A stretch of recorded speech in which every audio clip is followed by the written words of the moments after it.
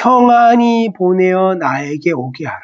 여기서 평안하다라는 뜻은 여러분이 잘 아는 단어예요. 샬롬, 에이레네 라는 의미의 단어를 썼어요. 이때 평안함은 어떤 의미를 갖고 있냐면 그리스도 안에서 하나되다라는 뜻의 의미를 갖고 있어요. 서로 그리스도 안에서 서로 일치하다라는 뜻을 갖고 있어요. 그러니까 바울은 지금 고린도 교회에 있는 백전노장들에게 뭐라고 얘기를 하는 거예요? 디모데가 비록 당신들 교회 가서 미숙하게 행동을 하고 당신들 기대에 못 미치더라도 그를 멸시하거나 없이 여기거나 하찮게 대하지 말고 디모데가 스스로 느낄 때 고린도 교회 성도들과 나는 예수 안에서 하나구나 라는 것을 깨달을 수 있을 정도로 선대해서 나한테 돌려보내 주세요 라는 얘기예요. 참 이게 성서니까 우리가 이렇게 읽고 이야기를 나누는 거지만 실제 현장에서 이런 일이 발생한다는 것을 한번 상상을 해봐요. 이런 문제가 발생했다는 걸 상상하면서 이 편지 읽는 거예요. 선생님이 나중에 질문 시간에 이게 질문 던질 때 여러분 놀라지 마세요. 여러분이 생각해보지 못했던 걸 한번 질문하려고 그래요. 그 다음에 읽어볼게요. 나는 그가 형제들과 함께 오기를 기다린다. 여기서 형제들은 누굴까요? 16장 1절에서 4절도에 예루살렘 지역의 성도들 헌금을 거두려고 미리 보낸 성도들, 보낸 사람들, 그런 성도, 참 이거 한번 생각해 보세요. 디모데 입장이 얼마나 곤란했을까요? 디모데는 두 가지 일을 해야만 했어요.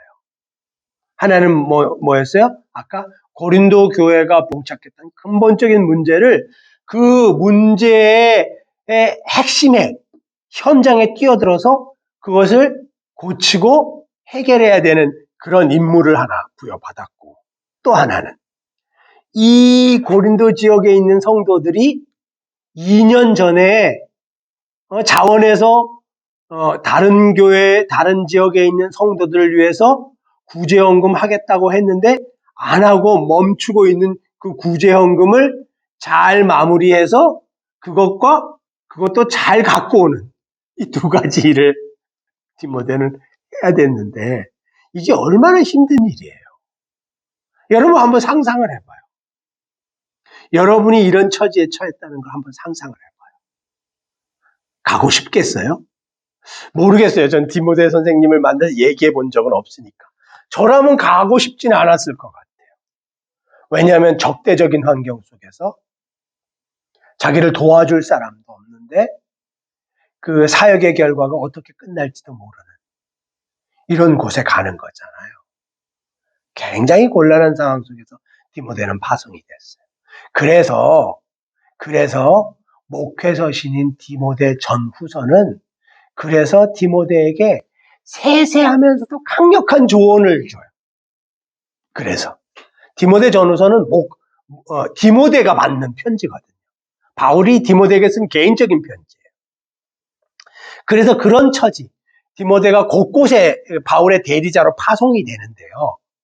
그 소아시아와 그리스 지역에 있는 바울이 개척한 여러 교회에 바울의 대리자로 파송이 되는데 그 바울의 대리자로서 파송될 때 어떤 마음가짐과 어떤 생각과 어떤 태도로 그 일들을 해야만 하는가라는 것에 대해서 자세한 권면의 편지가 디모데 전후서의 편지예요.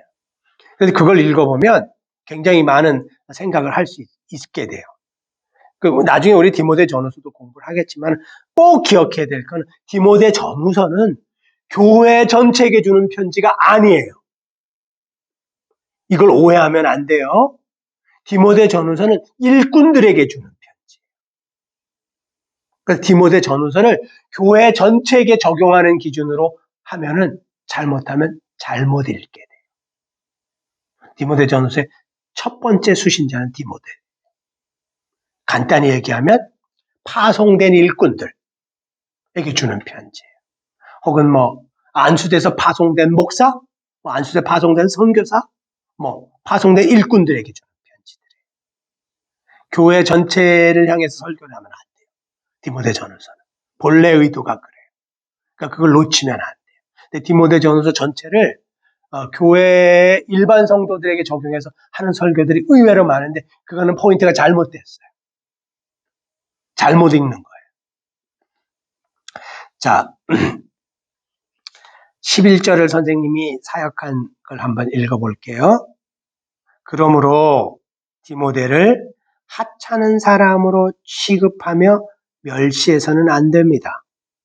디모데가 여러분 교회를 방문한 다른 형제들과 함께 예수 안에서 하나됨을 맛보고 평화로이 나에게 돌아오게 도와주십시오. 바울의 이야기예요. 어떤 면에서 보면 간곡하게 호소하는 거죠. 이 편지를 받았던 고린도 지역에 있었던 은사의 열매가 강한 사람들의 어떤 반응은 어땠을까요? 글쎄요, 성서는 더 이상 그걸 기록하고 있지는 않아요. 계속 읽어볼게요. 자, 12절을 하기 전에 선생님이 질문을 한번 해볼게요.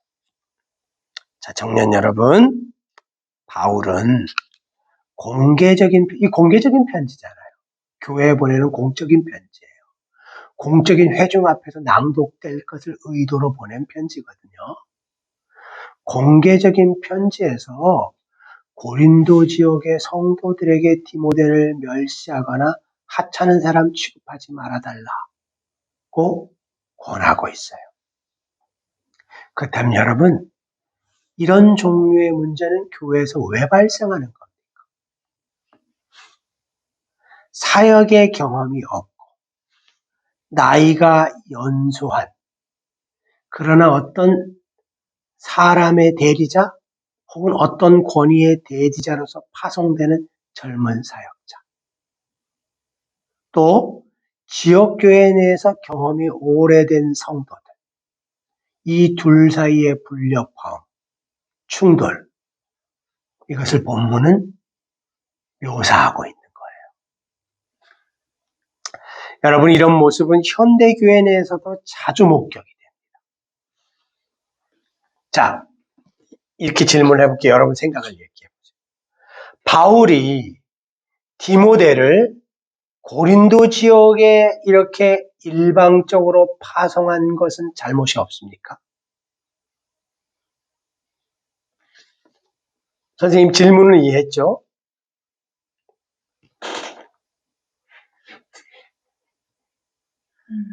바울은 잘못이 없습니까?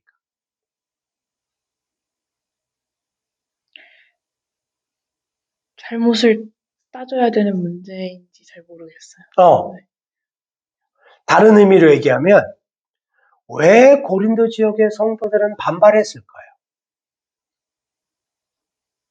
해오던 것이 있는데 지금도 비슷한 문제들이 있는 것 같은데 원래 우리가 해오던 방식이 있는데 뭔가 다른 것을 가지고 오면 그거에 대한 반발들이 자연스럽게 생기는 것 같고 또 우리나라 같은 경우는 어린 사람보다 이제 그러니까 유교적인 그런 생각 자체도 영향을 주는 것 같아요.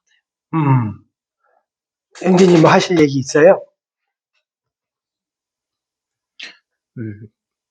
그냥 그 당시를 좀 생각해서 디모데가 이제 왔다라고 했을 때 반응을 생각해 보면 아니 그렇게 말해놓고 바울 본인이 직접 오지도 않고 경험도 없고 연륜도 없고 어린 디모데를 보내? 약간 이런 반응들이 좀 있지 않았을까 생각을. 충분히 그런 반응이 있을 수 있죠. 네, 그래서 그러면 왜 그렇게 생각을 했을까를 이렇게 다시 한번 고민해 보면 그 당시에 뭔가 은사를 강하게 행동하거나 아니면 성령님이 정말 이렇게 임재하시거나 경험과 연륜 이런 것들을 당연시 할 수밖에 없었을 것 같아요. 내가 몇 년을 살아오고 혹은 내가 이런 걸 경험해 봤는데 이 케이스에선 이렇게 하는 게 옳다더라. 그게 이제 장로의 경전이라고 불리는 것들도 존재를 했고, 그러한 부분들이 쌓이다 보니까 자연스럽게 어떤 교회 안에서의 영향력을 미칠 수 있어야 하는 사람은 자연스럽게 그만큼의 경험과 어떤 권력 혹은 지식 혹은 강력한 성령의 은사 이런 것들이 겸해져야만 그 교회 안에서 좀 일꾼다운 모습 그런 걸 할 수 있다고 생각을 했을 것 같아요. 그러면 이 질문을 한 번 더 해볼게요. 이런 문제에 있어서 고린도 교회 성도들만 잘못이 있었을까요? 선생님 질문은 이해했어요? 아까 선생님 이런 얘기를 했잖아요. 고린도 교회 지역에 있는 성도들이 디모데를 업수히 여긴 것 잘못한 거다. 멸시한 것 잘못한 거다. 그렇지만 이런 정황을 만든 것에 대해서 바울은 잘못이 없다고 말할 수 있나? 바울은 디모데를 파송하면서 고린도 지역에 있는 성도들 좀 더 존중해 줄 수는 없었나? 그 교회의 전통이나 그 교회의 그러니까 긍정적인 부분에서 그 교회의 경륜이나 그 교회의 성도들의 좋은 열매나 이런 것들을 인정해 줄 수는 없었나? 그렇다면 불가피한 충돌이나 불가피한 불협화음을 없앨 수도 있지 않았을까? 선생님은 이 부분을 읽으면서 이런 생각을 해봤어요. 디모데는 과연 무슨 권위로 파송을 받은 거예요? 간단히 얘기하면 이런 거거든요. 고린도 교회 지역에 있었던 성도들은 디모데가 파송받았던 권위를 못 받아들이겠다는 거예요. 받아들일 수 없다는 거예요. 근데 디모데는 바울의 권위에 힘입어서 파송됐다고 지금 내가 보낸다, 내 대리인으로 보낸다라고 지금 이야기를 하고 있는 이런 형국이죠. 선생님이 이렇게 한번 이야기를 해볼까요? 여러분 현대교회에서 이런 문제가 발생하면 어떻게 해요?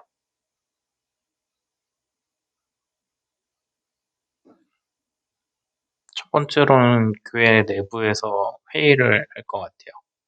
디모데라는 사람이 바울의 권위를 받아서 온다는데 그게 적격하냐, 그게 맞냐를 논의할 것 같아요. 당연히 맞아요. 성서는 기록하고 있지 않지만 우리가 얼마든지 유추할 수 있는 거예요. 이 편지가 도착했을 때 디모데가 좀 있으면 갈 거야. 당신들 교회에 갈 거야. 내 대리인으로 갈 거예요. 그러니까 그를 멸시하지 마세요. 그리고 그가 가면은 헌금 활동을 완결해서 헌금을 잘 같이 보내주세요. 라는 이 편지가 교회에 도착하잖아요. 도착하면은 당연히 그 교회 성원들은 모여서 이 문제를 논의했겠죠. 당연히 논의해서 어떤 형태로든 결론을 냈겠죠. 그죠? 어떤 형태로든 결론을 냈겠죠. 그러면 이 문제는, 이런 고민스러운 문제의 핵심은 뭐예요? 그 이면에 담겨 있는 핵심은 뭐예요? 아까 선생님이 쓴 중요한 한 가지의 단어에 달려있어요. 권위. 누구의 권위에 힘입어서 오는가예요? 누구의 권위에 힘입어서 파송되는가예요? 이 고린도 지역에 있었던 성도들은 바울의 권위에 힘입어서 파송된 경험이 없고 미성숙한 사역자를 받아들일 수 없다는 거예요. 이들의 생각은 선생님이 반대의 시각에서 던지는 질문이 그래서 반대의 시각에서 던지는 질문이 이거예요. 만약에 현대교회에서 이런 문제가 발생을 하면 젊은 사역자들이 어떤 힘을 등에 쥐고 지역교회 로컬 처치에 파송이 되나요? 대부분은 교단이나 원로 목사님이나 안수하여 주신 목사님, 안수해 준 어떤 사역자들이나 이런 그 권위에 기대해서 오는 거잖아요. 그런데 로컬 처치에 있는 사람들은, 지역교회에 있는 사람들은 당신을 파송한 그 권위를 100% 우리가 받아들일 수 없다는 얘기예요. 이 얘기의 핵심은 그거거든요. 이 문제를 교회는 어떻게 해결해요? 바울의 권면은 이거잖아요. 바울이 지금 권면하는 바울의 시각은 이거예요. 내 권위에 힘입어서 디모데가 가니까 당신들은 내 권위를 받아줘야 돼. 라는 얘기거든요. 그리고 고린도 교회 입장, 아니야. 못 받아들이겠어. 라는 입장이잖아요. 그런 면에서 생각해 보면 얘기를 조금 더 해볼까요? 여러분, 바울은 디모데와 같이 연소한 사역자를 지역교회에 파송할 때 지역교회 성도들을 더 배려할 수는 없었을까요? 성서가 이야기하고자 하는 핵심은 이거잖아요.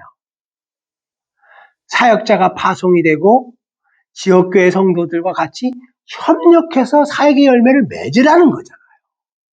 성서가 요청하는 지점은 거기에요. 누가 사역의 주도권을 갖느냐가 성서가 요청하는 어떤 핵심이 아니고 서로 협력해서 사역의 열매를 맺으라는 거거든요. 지역교회에 있는 장로들이 사역의 주도권을 갖고 마음대로 휘둘러라. 파송된 젊은 사역자를 종처럼 부려라. 이게 성서가 이야기하는 게 아닌 것처럼 반대 입장에서 파송된 젊은 사역자가 지역교회에 있는 성도들을 무시하고 오만방자에 행하라. 이것도 성서가 지지하는 바가 아니라는 거예요.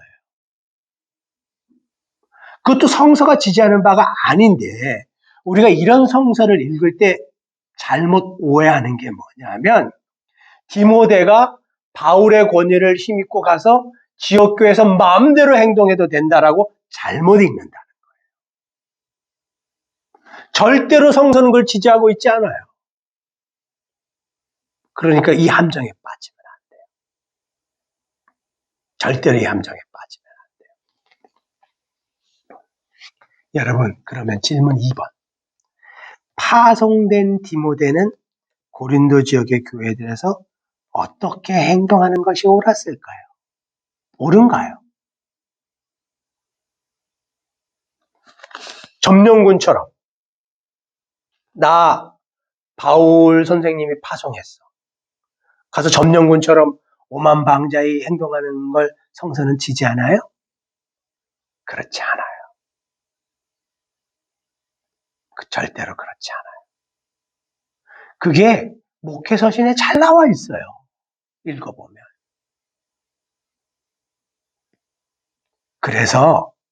그래서 만약에 우리가 경험이 없고 미성숙한 어떤 전담 사역자를 맡게 되잖아요. 성서가 우리에게 권면한 이 지혜를 잘 붙잡아야만 해요. 그래야지 말 그대로 동력자로서 협력해서 사역의 열매를 맺을 수가 있어요. 여기에 실패하는 교회들이 굉장히 많아요. 굉장히 많아요. 그리고 아까 선생님이 한 단어, 여러분 계속 생각해 보세요. 과연 사역자들은 무슨 권위에 기대서 파송되는 걸까? 그걸 생각해 봐야 돼요. 교회의 권위를 능가하는 권위가 교회 안에 있을 수가 없잖아요. 선생님도 신학을 공부했지만 많은 사역자들이 신학대학의 권위에 기대서 자신들이 파송받는다고 생각을 해요. 그게 맞아요?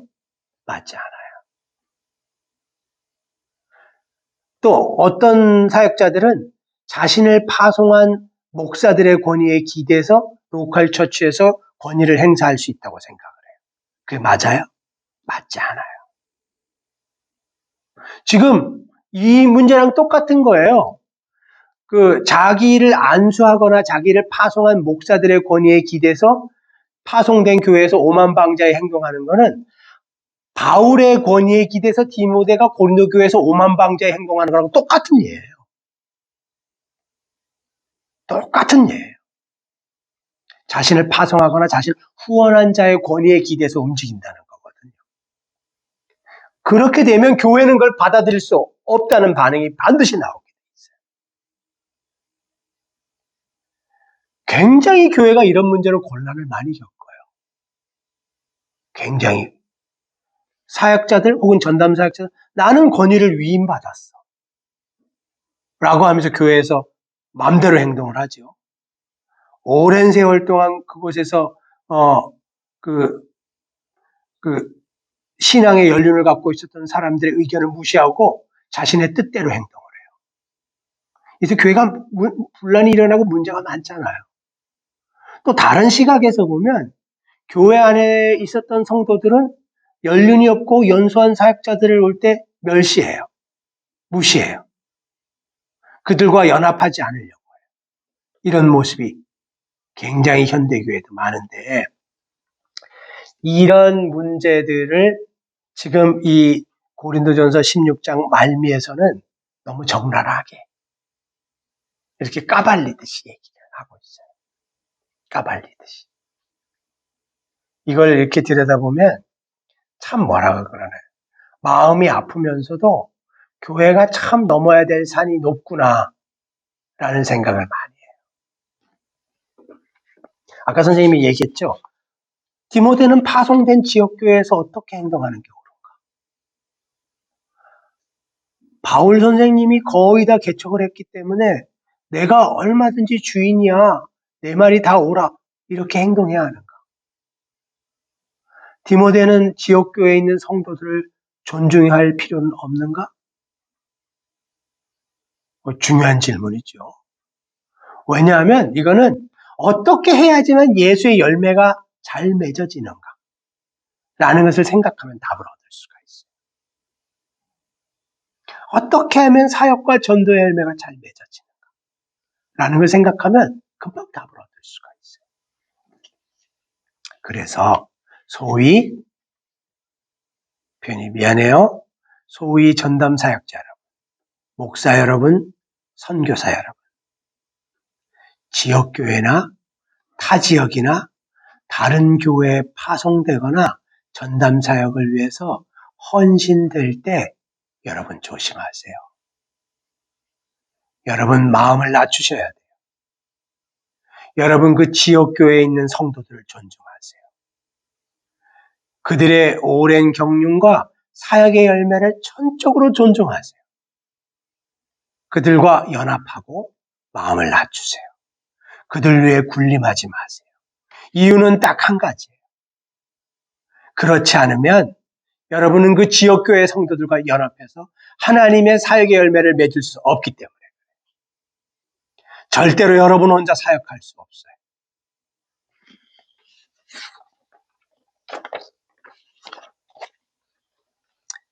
자, 이것과 연관해서 한 가지 질문 더 해볼게요. 그러면 여러분, 지역교회 성도들은 디모데와 같이 연소하고 경험이 없는 일꾼들을 맞을 때 어떻게 합니까? 여러분 지역교회 성도들이잖아요.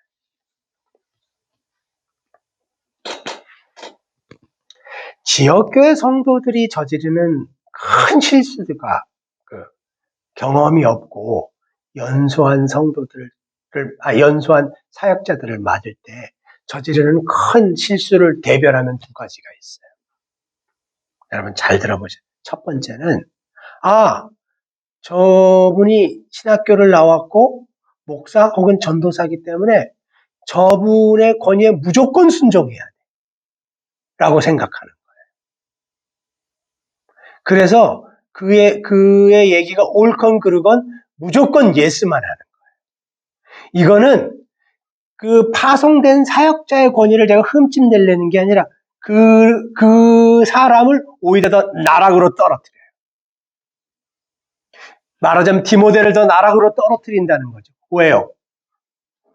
오만함을 갖게 만들기 때문에. 오만함을 갖게 만들기 때문에. 이게 첫 번째. 잘못 반응하고 잘못 대응하는 방식이죠. 또 잘못 대응하는 방식은 뭐냐면 이 바울의 지적처럼 디모데를 멸시하고 업수히 여기는 것처럼 대하는 거예요. 공동체 성원으로 안 받아주는 거예요.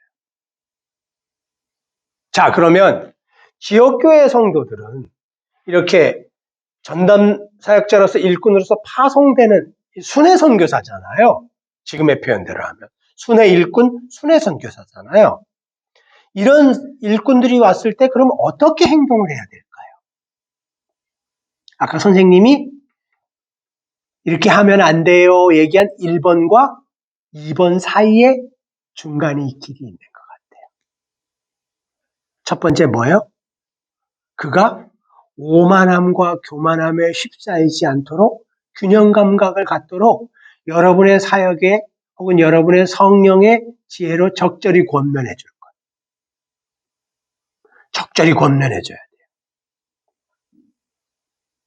그래서 그 연륜이 없고 미숙한 그런 사역자들이 현장에서 교회를 섬기고 현장에서 성도 생활을 오래 한 성도들에게 배워야 될 지혜와 교훈이 있구나. 내가 마음을 낮춰야 되겠구나. 라는 것을 깨닫게 해주는 거예요. 이거 중요해요. 이게 어린 사역자들의 성장에 너무너무 중요해요. 첫 번째, 또 한 가지는 어떻게 해야 할까요? 여러분,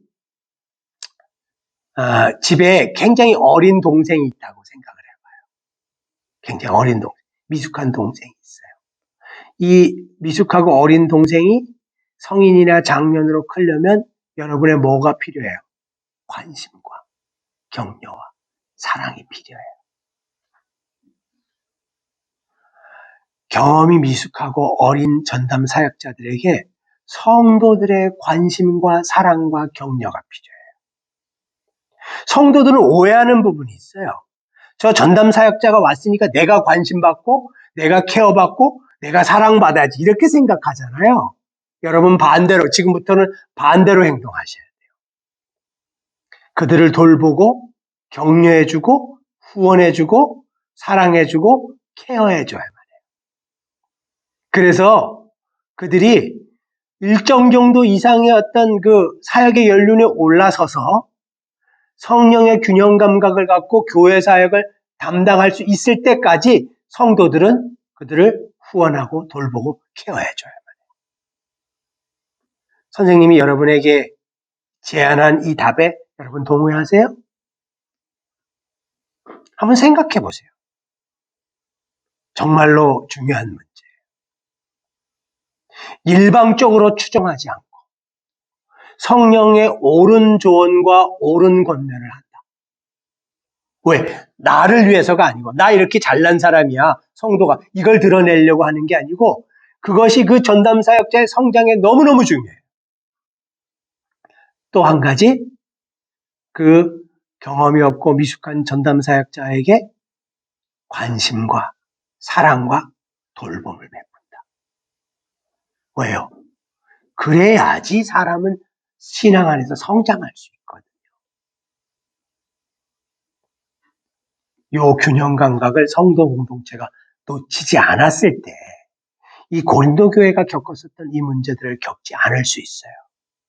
이런 분열을 겪지 않을 수 있어요. 자, 요 11절과 관련해서 선생님이 마지막 질문을 해볼게요. 그러면 여러분, 결국 바울과 고린도 교회 성도 모두가 잊지 말고 꼭 붙잡고 가야 될 사역의 원칙은 뭘까요? 어떻게 이걸 정리할 수 있을까요? 여러분 꼭 붙잡고 가야 될 원칙을 여러분 생각나는 대로 말씀해 보셔요. 권위가 어디서 나왔는지 기억하는 거? 자매님 권위가 어디서 나와요? 하나님으로. 하나님으로부터, 성령님으로부터, 교회로부터. 권위는 사람으로부터 나오는 게 아니에요. 어떤 학교로부터 나오는 게 아니에요. 어떤 인간의 집단에서 나오는 게 아니에요. 어떤 사자의 어떤 자격증에서 나오는 게 아니에요. 신앙의 권위는 성령으로부터 나오는 거예요. 이걸 생각해 보는 거죠. 선생님이 얘기한 적은 원칙은 이거예요. 사역의 기본 전제는 협력사역, 공동사역이다. 이것을 잊지 않는 거예요. 또 사역 현장에서 주도권 다툼, 지금 주도권 다툼이 벌어질까 봐 바울이 노심초사하는 거잖아요. 그 고린도 교회에 있었던 연륜이 있었던 성도들, 니까짓 게 뭔데 들어와서 우리 보고 감나라 배나라 하냐? 디모데한테 이렇게 이야기할까 봐. 사역 현장에서의 주도권 다툼은 하나님 사역을 가로막는 대역죄다. 그렇기 때문에 모든 일꾼들은 예수의 이름 앞에서 서로 협력해야 돼요. 하나님의 공동의 열매를 위해서 다 자신을 낮춰야 돼요. 꼭 자기가 주인공이 될 필요가 없어요. 근데 실제로 사역의 현장에 가보면 자기가 주인공이 되겠다는 사람이 너무나 많아요. 조연이 되겠다는 사람은 없어요. 무명의 조연이 되겠다는 사역자들을 거의 못 봤어요. 근데 실제로 하나님의 사역은 무명의 조연의 사역자들 때문에 열매 맺는 경우가 훨씬 더 많아요. 그래서 일꾼들은 교단, 교파, 교회가 틀리고 자신이 믿는 신앙의 방법과 일치하지 않더라도 십자가 아래에서는 서로 격려하고 세워주고 협력하고 하나 돼야 돼요. 예수의 이름으로 협력해야 돼요. 이 대원칙을 우리는 꼭 붙잡고 가야 돼요. 자기 교단만을 위해서 일해서는 안 돼요. 자기 교회만을 위해서 일해서는 안 돼요. 혹은 어떤 목사를 위해서 일해서는 안 돼요. 자기 교회의 어떤 신조를 위해서 일해서는 안 돼요. 우리는 복음 전체의 큰 열매를 위해서 같이 협력하는 형제 자매들이에요. 주도권 다툼을 해서는 안 돼요. 자기가 주인공이 꼭 될 필요가 없어요. 그게 얼마나 어리석은 짓이에요. 자기 이름을 꼭 드러내야 되는 이런 사람들 예수의 이름으로 굉장히 많아요. 그래서 안 돼요. 그래서는 안 돼요. 그렇기 때문에 협력이 안 돼요. 꼭 내가 해야 돼. 이래서 협력이 안 되는 거예요. 협력사역, 공동사역, 공동사역, 공동지도력. 교회가 이것을 회복하지 못하면 그럼 현대교회는 예수의 이름으로 끝없이 분열할 거예요. 제가 예전에 어떤 교회에서 같이 섬길 때 그 교회에 파송받아온 전도사님과 같이 오랜 시간 같이 일한 적이 있는데요. 그 전도사님이 이런 얘기를 했어요. 자기가 신학교를 다닐 때 앞으로 어떻게 사역을 할까 고민을 하다가 목사 1인 사역은 성서의 뜻에 맞지 않는 것 같다. 라는 걸 깨달았다는 거예요. 그분이 속해 있었던 교단은 담임 목사 제도를 지지하는 교단이에요. 그런 걸 깨닫는 것 보면 성령이 그분을 깨닫게 해주신 것 같아요. 그래서 신학교 다니면서 신학교를 졸업하고 목사 안수를 받자마자 같이 협력해서 사역할 동료들을 찾았다는 거예요. 그래서 제가 기억하기로는 2분을 더 쳐서 3분이 모여서 교회를 개척을 했어요. 3명의 목사가. 여러분 어떻게 됐을 것 같아요? 그 끝이 어떻게 됐을 것 같아요? 처음에는 서로 협력해서 잘했대요. 근데 결국에 주도권 다툼이 벌어져서요. 2분이 떠나고 한 분만 거기에 담임으로 남는 이런 일을 받게 됐다는 거예요. 저는 그 얘기를 들으면서 참 생각을 많이 하게 됐어요. 하나님의 그 사역을 한다는 건 과연 도대체 뭔가? 하나님 앞에서 협력해서 일한다는 건 도대체 뭔가? 예수 안에서 서로 동력한다는 건 불가능한가? 라는 생각을 많이 해보게 됐어요. 지금 우리가 읽는 고린도서 16장도 이 얘기를 아프게 얘기를 하는 거죠. 지금 객관적인 면에서 보면 바울과 고린도 교회 성도들은 동력이 어려워요. 동역하지 못하고 있어요. 그래서 지금 분란이 일어나고 있는 거잖아요. 그죠? 그걸 성서는 적나라하게 기록하고 있어요. 누구 손을 들어주는 게 아니라 그래서 그냥 적나라하게 기록하고 있어요. 성서가 이런 걸 기록한 이유가 있지 않을까요? 이 편지가 우리에게 전달된 이유가 있지 않을까? 한번 생각해 봤으면 좋겠어요. 자, 마지막 12절. 형제 아볼로에 대하여는 그에게 형제들과 함께 너에게 가라고 내가 많이 권하였을 때 지금은 갈 뜻이 전혀 없으나 기회가 있으면 가리라. 이건 또 무슨 뜬금없는 얘기예요. 왜 바울은 뜬금없이 아볼로가 고린도 교회에 가는 것을 아볼로 자신은 원하지 않는다. 이 얘기가 그 얘기거든요. 아볼로가 당신들 교회에 가라고 나는 여러 번 권했어요. 근데 아볼로는 그걸 원하지 않아요. 갈 뜻이 지금 전혀 없다고 그래요. 그쯤 나중에 기회가 되면 간대요. 라는 얘기가 12절 얘기거든요.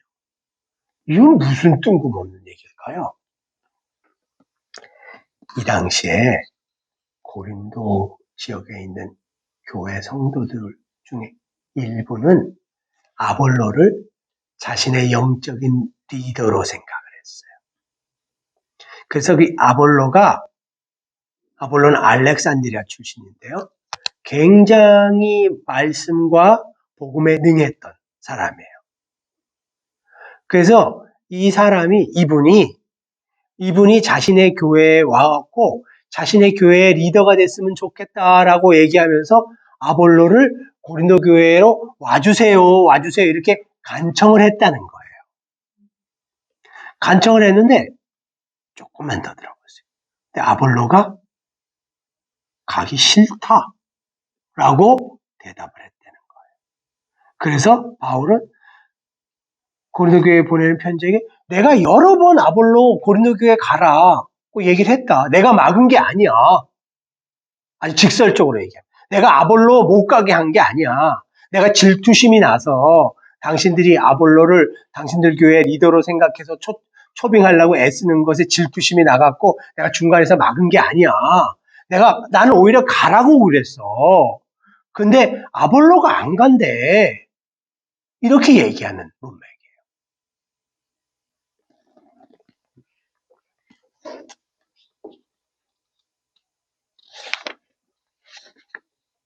여러분,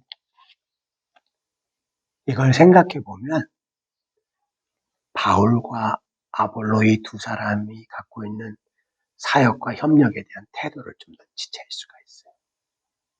바울은 자신보다 다른 사람이 더 이렇게 귀함받고 각광받고 인기가 있는 것에 대해서 질투심이 없다는 걸 눈치챌 수 있어요.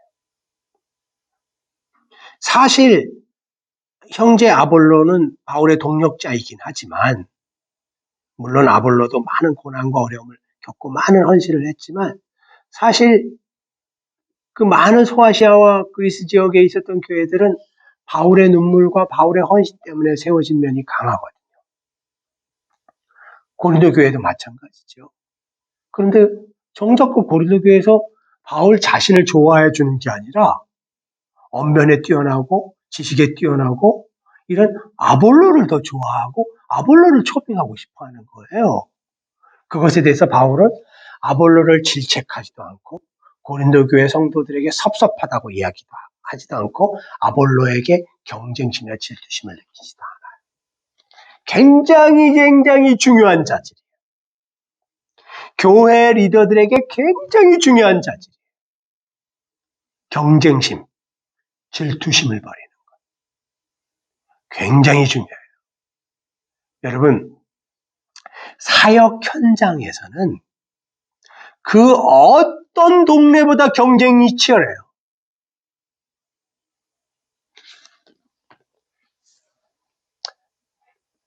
신학교에 가보잖아요. 그러면 대학원 코스 가보잖아요. 그러면 난다긴다 하는 학부를 졸업한 사람들 많아요. 좋은 직업을 갖고 있다가 그 신학의 인생을 던지러 들어오는 사람들 많아요. 그래갖고 이분들이 3년 혹은 5년 혹은 뭐 7년 이렇게 공부를 하고 나오잖아요.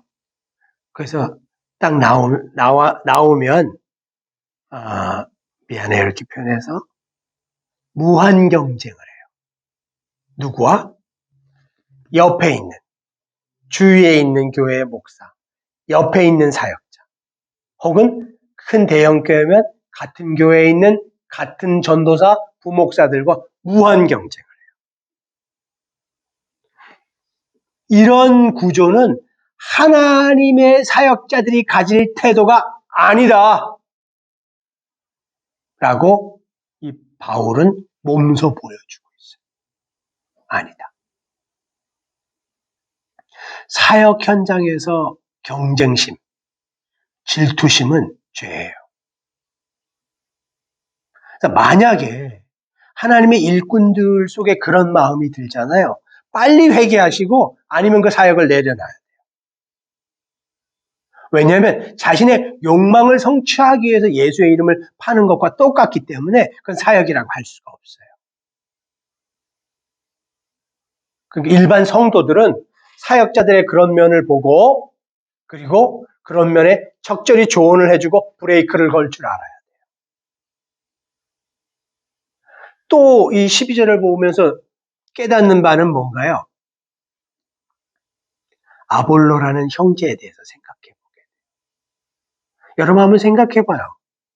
어떤 교회 공동체에서 나를 진짜 존경하고 나를 높인단 말이에요. 나를 초빙하고 싶어 한단 말이에요. 그러면 여러분 마음에 어떤 생각이 들 것 같아요? 당연히 자만심이 들죠. 당연히 가고 싶죠. 나를 높여주고 나를 막 인정해주고 날 와 하는데 당연히 가고 싶죠. 근데 아볼로 형제는 안 가요. 안 가요. 이 성서 12절에 나온 형제 아볼로가 갖고 있는 성령 안에서의 겸손함, 균형감각. 사람들이 높여주고 사람들이 칭찬하고 사람들로부터 명성 얻는 건 별로 안 중요하다. 심지어 교회 안에서도 마찬가지예요. 그게 목표가 돼서는 안 된다는 거예요. 아볼로는 그걸 보여주고 있어요. 그거 그냥 한여름밤의 꿈, 한순간에 사라지는 것 이런 거야. 사람들의 환호, 그것 때문에 사역해서는 안 돼. 그것 때문에 뭘 헌신하거나 그것 때문에 주님의 일을 해서는 안 돼. 라는 걸 아볼로는 보여주고 있어요. 그러니까 청년 여러분이 혹시 앞으로 하나님 앞에서 어떤 사역의 현장에 뛰어서 일을 할 때 사람들의 박수갈채와 사람들의 그 환호에 현혹되지 마세요. 그게 여러분의 마음을 들었다 놨다 할 수 있어요. 그런데 흔들려서는 안 돼요. 이 아볼로의 이 어떤 이 태도를 꼭 기억해 보세요. 자, 오늘 우리 여기까지 잠깐 살펴봤는데 그러면 잠시 쉬었다가 질문을 같이 한번 나눠보도록 그렇게 하겠습니다. 잠깐 쉬었다가 질문을 나눠보도록 하겠습니다.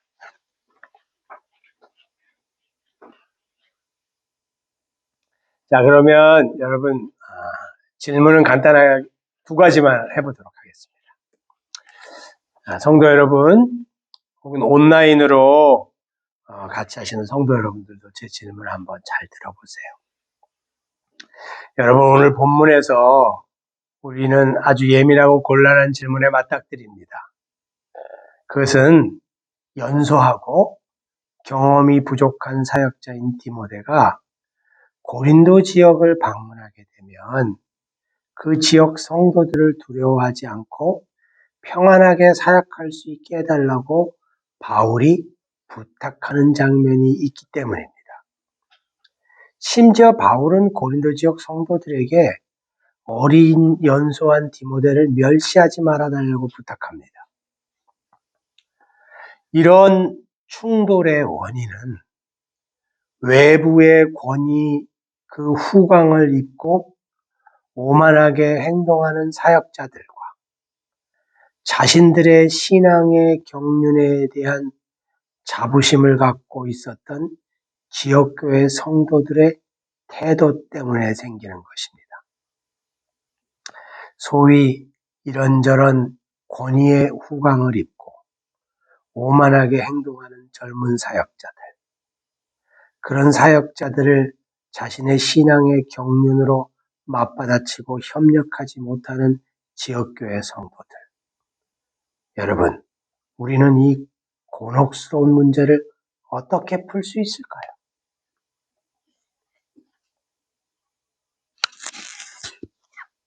네, 우리 청년 회원들이 곤혹스러운 문제라서 곤혹스러워하면서 지금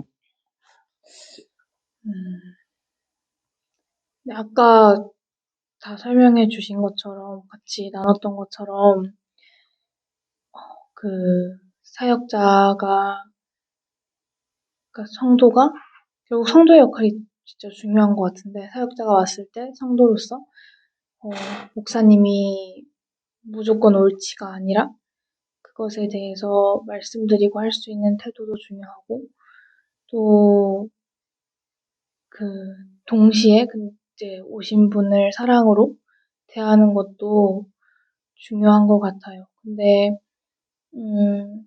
실제 교회에서 어떻게 이루어지고 있는지 잘 모르겠지만 또 저라면 또 어떻게 할지 모르겠지만 제일 첫 번째는 오셨을 때 정말 환대해드리고 그래도 사역자라는 권위가 있는 거잖아요. 그걸 인정해드리되 그것을 그 사역자의 권위가 교회의 권위를 넘어서려고 할 때 그것을 교회로서 말씀드리는 그 균형이 제일 중요한 것 같아요. 아까 나눈 것처럼.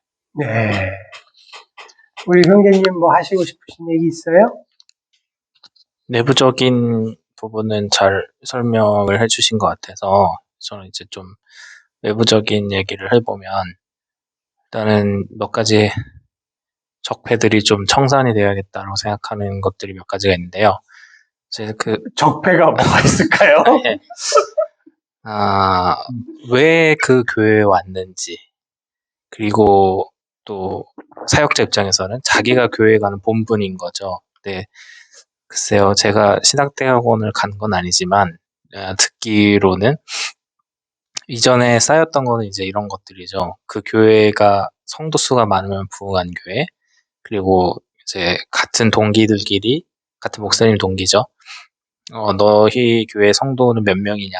그러니까 명수, 머릿수를 가지고 그 교회의 부흥과 혹은 뭐 하나님이 축복을 주셨다라던가 이런 식으로 자신이 그 교회에 가서 어떠한 역할들을 잘 해내서 혹은 획기적인 무언가를 해서 이 전도를 열심히 해서 이렇게 사람의 수를 불리는 걸 하기 위해서 오는 게 아닌데 그럼에도 불구하고 그런 것 결론적으로는 그런 것들이 자신이 사역을 잘한 증거다라는 걸로 대변되고 있는 이런 적폐들이 좀 외적으로는 청산이 돼야 되고 마찬가지로 성도분들도 어느 교단들은 이제 주기적으로 목사님이 바뀌는 교단이 있잖아요. 근데 그 안에서의 장로님들 혹은 이렇게 오랜 기간 동안 지역 교회에서 계셨던 분들이 강력한 영향력으로 교회의 어떤 재정적인 문제라든가 어떤 권한들을 좌지우지하는 것들이 있다고도 많이 들었는데 자신이 그 교회에 오래 있는 이유가 뭔지를 다시 정립하는 것,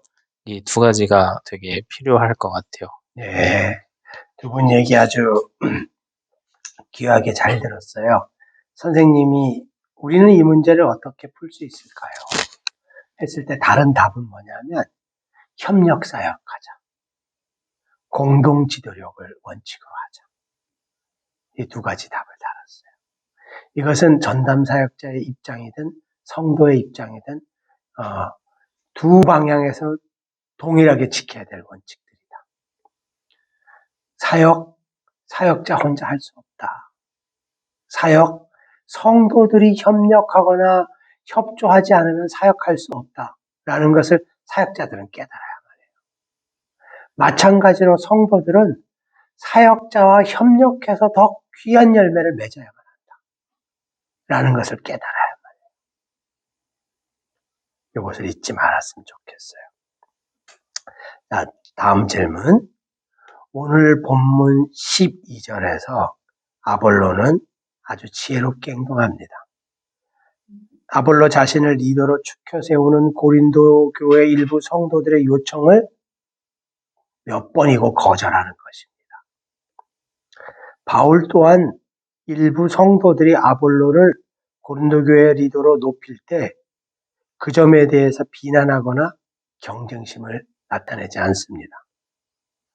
아볼로의 겸손함과 바울의 다른 리더들을 경쟁자로 보지 않는 이런 태도를 보면서 우리는 어떤 것을 느낄 수 있을까요? 왜 이 두 사람은 겸손함을 가질 수 있었을까요? 왜 이 두 사람은 경쟁심을 벌일 수 있었을까요? 우리 주위를 둘러보면 교회와 교회가 서로 치열하게 경쟁합니다. 목사와 목사가 경쟁합니다.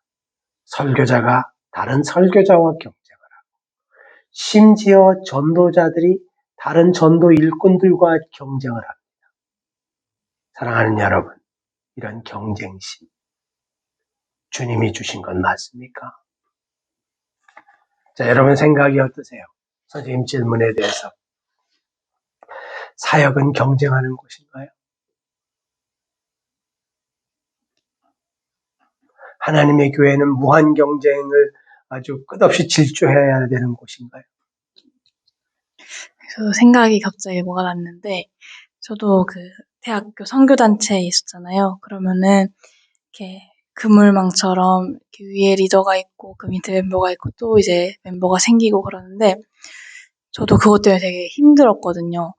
내가 그러니까 다른 리더와 나를 비교하고 또 내 멤버가 뭔가 잘하면은 내가 잘한 것 같고 근데 그게 결코 행복하거나 그러니까 그래서 항상 오히려 그게 더 부담이고 어려웠던 것 같아요. 근데 지금 말씀을 들으면서 그게 생각이 났어요. 근데 나중에 이제 깨달은 거는 전혀 그런 문제가 아니었구나.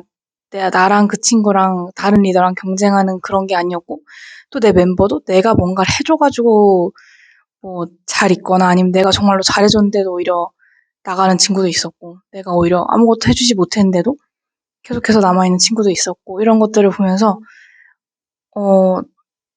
잘못 생각하고 있다는 걸 느꼈었는데 네, 그때가 딱 떠오르면서 정말로 사역이 물론 나의 수고가 들어가지만 나의 특정한 능력이나 이런 것 때문에 이루어지는 게 아니라는 거를 인정하는 시간이 필요한 것 같아요. 아멘. 예, 맞아요, 재민님. 맞아요. 사역이나 주님의 일이 자신의 어떤 능력과 자신의 헌신으로 성취된다고 확신하잖아요. 그 순간부터 경쟁하고 올인하게 돼요. 열정과 열심이 딴 곳으로 분출돼요. 엉뚱한 곳으로. 사역의 현장은 다른 일꾼들과 경쟁하는 곳이 아니에요. 다른 일꾼의 머리를 밟고 올라가야 되는 거 아니에요. 1등만 존재해야 되는 세상이 아니에요. 이걸 교회들은 잊으면 안 돼요. 형제님 뭐 하시고 싶으신 얘기 있어요? 네. 저도 같은 생각이 있었는데, 또 다른, 측면으로도 생각을 해보면, 예를 들어, 밭을 가꾸는 거죠. 밭을 이제 여러 명이 가꾸는데, 어떤 한 사람이 너무 잘하는 거예요, 일을. 그러니까 주변에서, 아, 진짜 일을 잘한다. 어떻게 저렇게 잘하지? 이러면서 이제 그 사람을 우러러보고 이렇게 치켜 세우는 거죠. 그러면 그 사람은 또 그 칭찬이 듣기 좋아서, 심지어 자기 몸이 망가져 가는데도 그거를 못 놓고 일종의 계속 중독처럼 그냥 그 사역들을 하시는 분들도 많이 봤거든요. 혹은 자신을 혹사하면서 그렇게 해야 된다고 생각을 하기 때문에 밭을 막 가꾸시는 분들이 있어요. 근데 이제 제가 이 본문을 보고 생각한 거는 이 두 사람은 밭을 가꾸는 거에 대한 개념과 이제 그런 게 완전 달랐겠구나라는 생각이 드는 게, 대다수의 이제 사역자분들이 열심을 내거나 할 때는 그 밭을 자신이 열심히 가꿔서 좋은 열매를 맺어야 된다는 생각 때문에 더 열심히 하시는 게 있는 것 같아요. 근데 이 아볼로와 바울은 궁극적으로 비를 내리고 햇빛을 쬐게 하고 그 열매가 성숙하게 한다는 거는 하나님이라는 걸 알고 있었던 것 같아요. 그렇기 때문에 그냥 밭에서 같이 가꾸는 저 아볼로나 혹은 바울이나, 그러니까 우리는 밭을 가꾸는 것뿐이지 그 이상 그 이하도 아니었다는 걸 알고 있고, 결국 열매 맺고 비를 내리고 햇빛을 뿌리게 할 분은 하나님이다라는 생각 때문에 서로가 어떤 완벽한 리더들의 모습들을 보여주지 않았나 생각을 하게 되는 것 예. 같습니다. 우리가 이 아볼로와 바울의 이 모습을 통해서 우리가 잊지 말아야 될 것은 협력하자. 손을 맞잡자. 만약에 바울이 아볼로가 없어도 된다고 생각했다면 바울은 아볼로에게 오만하게 행동했을 것 같아요.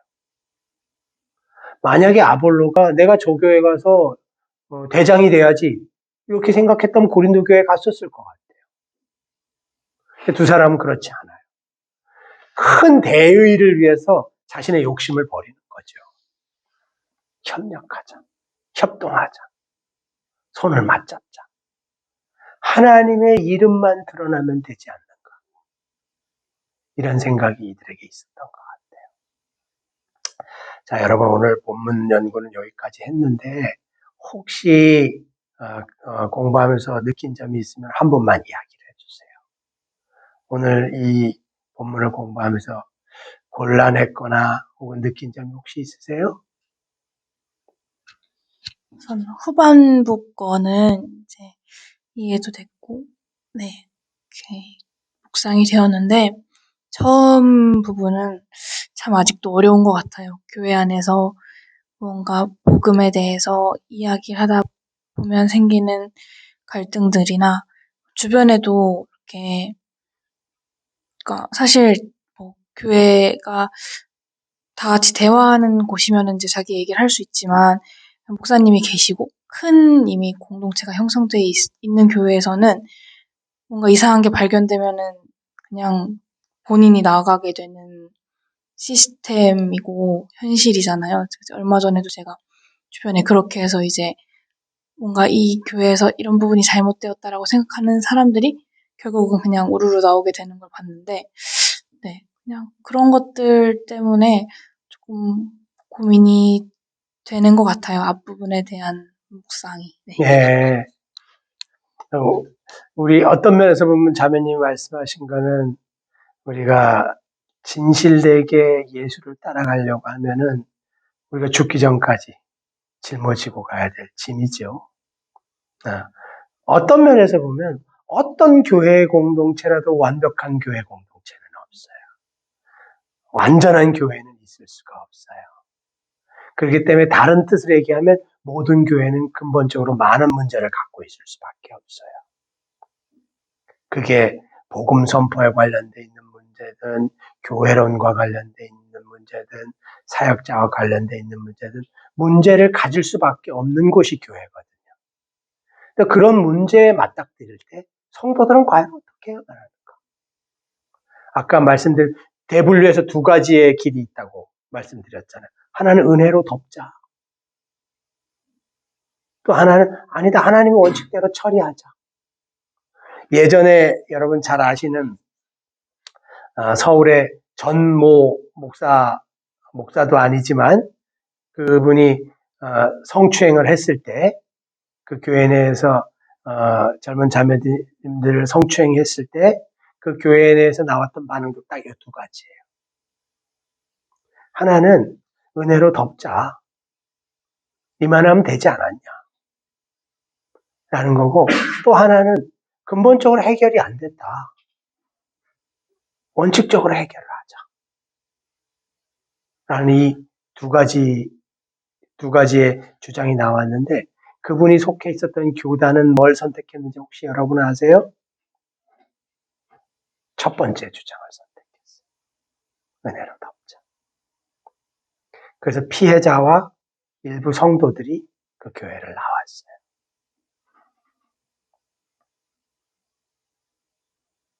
은혜로 덮였을까요? 자, 하나님의 지혜가 우리 교회 공동체들에게 임하기를 진심으로 기도하는 순간이에요. 여러분 오늘 본문 나눔은 여기까지 하도록 하겠습니다. 오늘은 이게 쑥 읽어보면 우리에게 별로 고민거리가 없는 본문 같지만 실제로 바울 선생님의 마게도냐와 고린도 지역에서의 그 사역 현장에서 특별히 고린도 교회의 사역 현장에서 일어났던 중요한 두 가지의 아주 고민스러운 문제에 대해서 우리가 길게 이야기해 봤어요. 그 한 가지는 뭐냐 하면 복음과 진리를 거부하는 성도들이 교회 내부에 있을 때 우리는 이 문제를 어떻게 해결해야 할 것인가? 라는 이 문제. 또 한 가지는 젊고 경험이 미숙한 사역자들을 교회 공동체가 맞을 때 교회 공동체는 어떻게 행동해야만 하는가? 라는 이 두 가지의 곤란한 문제에 대해서 길게 이야기해 봤는데 이 영상이 혹시 이 영상을 보고 시청하는 분들에게 성령 하나님의 지혜가 조금이라도 얹어지는 그런 계기가 됐으면 좋겠습니다. 우리 형제님이 마치는 기도해 주시고 마치도록 하겠습니다.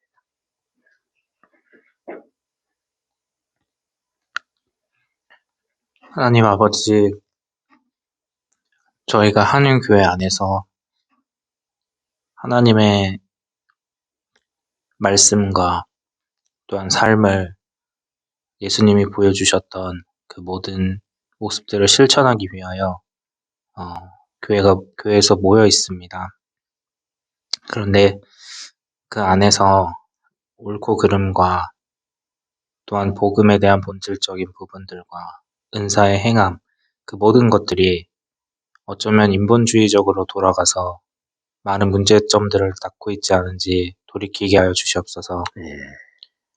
저희의 생각대로 혹은 그저 여태까지 행해왔던 관습대로 혹은 배운 대로 그렇게 행하는 것이 아니라 정말로 하나님께서 성령님 통하여 저희 마음속에서 무엇을 행하길 원하시는지 또한 어떻게 저희가 합하길 원하시는지 귀 기울여 듣는 시간들을 허락하여 주시옵소서.